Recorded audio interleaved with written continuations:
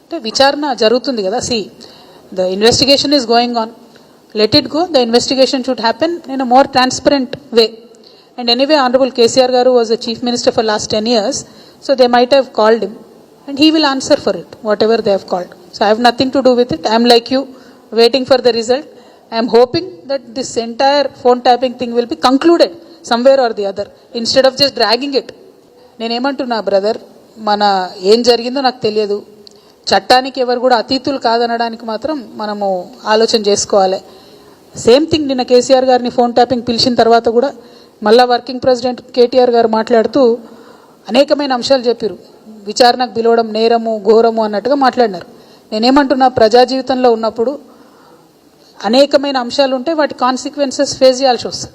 So ట్రాన్స్పరెంట్గా విచారణ కొనసాగడానికి అందరం కూడా సహకరించి ఈ అంశాన్ని ఎంత తొందర క్లోజ్ చేస్తే అంత మంచిది. Thank you. నేనేం తప్పు పట్టట్లే. నేనేమంటున్నా, వారు మాట్లాడిన మాటలు చూడండి. ఎట్లా అయితే మంచోడైనా చెడ్డోడైనా మేము చెప్పిన వాళ్ళకే ఓటేయాలన్నారో, అసలు మమ్మల్ని విచారణకే విలువద్దు అన్నట్టు మాట్లాడుతున్నారు. అసలు ఆ సిచ్యువేషన్ ఎందుకు వచ్చింది? ఇన్ని రోజులు విలువలేదు కదా కేసీఆర్ గారిని విచారణకు. ఇప్పుడు ఆ సిచ్యువేషన్ వచ్చింది కదా.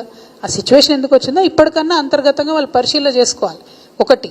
రెండు, ఒకవేళ పిలిచిండ్రు అనుకోండి విచారణకు, పోక తప్పదు. ఇప్పుడు రేపు నన్ను పిలిచినా పోతా. నన్ను కూడా అప్పుడు ఈడీ సిబిఐ పిలిస్తే పోతే కదా. నేను చేసినా నేరం చేయలేదా అనేటటువంటిది నేను చేయలేదని నా మనసుకు తెలుసు, కానీ అది ప్రూవ్ అవ్వాలి కదా. ఇప్పుడు కూడా అదే జరుగుతుంది. సో చట్టానికి అందరం కూడా సహకరించాలి. పిలిచినప్పుడు పోతాం. కాకపోతే ఆ యొక్క ఆలోచన విధానం ఏదైతే ఉన్నదో అందులో మార్పు రానంత కాలం బీఆర్ఎస్ పార్టీని మాత్రం ఎవడు కూడా బాగు చేయలేడు. తప్పకుండా చట్టానికి సహకరిస్తాం కదా. చట్టానికి సహకరించకుండా ఎందుకుంటాం? వెళ్తాం. ఓన్లీ థింగ్ నేనేమంటున్నా అంటే, కాంగ్రెస్ గవర్నమెంట్ గుంటనక్కతోని కంప్లీట్గా మ్యాచ్ ఫిక్సింగ్లు ఉన్నారు కాబట్టి వాళ్ళు దీన్ని కంక్లూడ్ చేయరు. నిజమైన నేరస్తులు బయటకు వస్తారని నేను అనుకుంటలేను. ఏదో టైంపాస్ చేసి ఇప్పుడు మున్సిపల్ ఎన్నికలు 10-11 రోజులు హడావుడ్ చేసి వదిలేస్తారేమో అనేటటువంటి ఆలోచన నాకున్నది. కాబట్టి Congress has to prove if the government is transparent, if they are serious, investigation should go forward. ఏడబోతుంది 2 ఏళ్ల నుంచి? ఎక్కడ వేసిన గొంగలు అక్కడే ఉంది, తిరిగిన దగ్గరే తిరుగుతూ ఉన్నది. సో స్టాండ్ వేసి సైకిల్ దొక్కినట్టు ఉంది పరిస్థితి. అట్లా కాకుండా కంక్లూడ్ కావాలని కోరుతున్నాను నేను. అంటే జైవీర్ రెడ్డి గారు రేవంత్ రెడ్డి గారు ఎంత క్లోజ్ అన్నది నాకు తెలియదు, నాకు అనవసరం కూడా.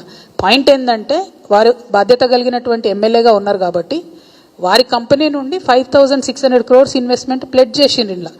సో వేరే కంపెనీలాగా ఇది కూడా ఉట్టిగా టైంపాస్ ప్లెడ్జా, సీరియస్ ప్లెడ్జా వారు చెప్పాలి, ప్రభుత్వం చెప్పాలని నేను అడుగుతున్నా.